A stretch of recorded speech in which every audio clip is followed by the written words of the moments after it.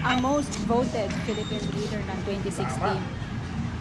At ang kanyang anak, Vice President Sara Duterte, ang most voted Philippine leader naman ngayong 2022. I would like to manifest na gusto ng sambayanang Pilipino ang pagdurog niya sa mga kriminal, durugista at NPA na terorista. Kaya sila ibinoto at patuloy na mahal ng mga Pilipino. Kaya gusto natin ng patas na hearing. Sana sinama natin dito ang libo-libong mga magulang na ang mga anak ay biniktima ng mga durugista. Ang mga ordinaryong Pilipino na naglalakad galing trabaho, tapos naksak o pinatay ng adik, lahat ng mga kababaihan, na kahit pati infant na babae ay ginahasa na ng adik.